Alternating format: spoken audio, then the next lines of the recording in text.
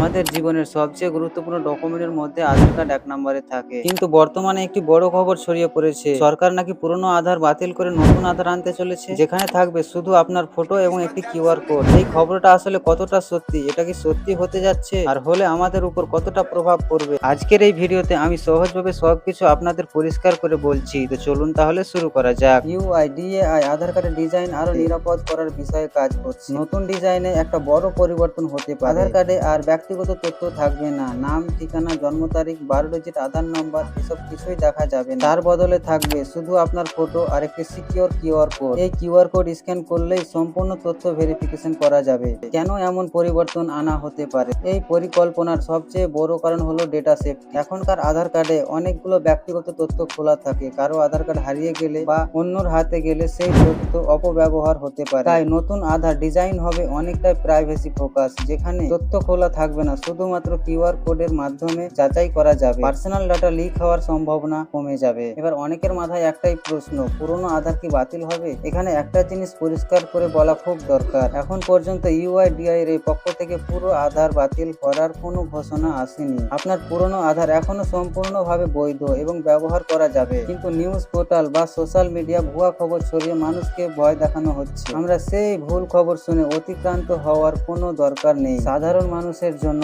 এর মানে কি? যদি ভবিষ্যতে নতুন আধার ডিজাইন আসে, তবে পুরনো আধার তৎকালীন বাতিল হবে না, ধীরে ধীরে সময় দেওয়া হবে আপডেট করার জন্য। সাধারণ মানুষের কোনো অসুবিধা হবে না। আধার কার্ড আমাদের পরিচয়পত্রের মধ্যে সবচেয়ে বেশি ব্যবহৃত একটি ডকুমেন্ট। এটা যতই নিরাপদ হবে আমাদের জন্য ততই ভালো। তাই নতুন ডিজাইন নিয়ে যদি সরকার কাজ করে থাকে, তাহলে সেটা আমাদের সুবিধার জন্য। তো বন্ধুরা, আজকের ভিডিও এখান থেকেই শেষ করছি। আর কোনো বিষয়ের উপর ভিডিও চান, কমেন্ট করে জানাতে ভুলবেন না।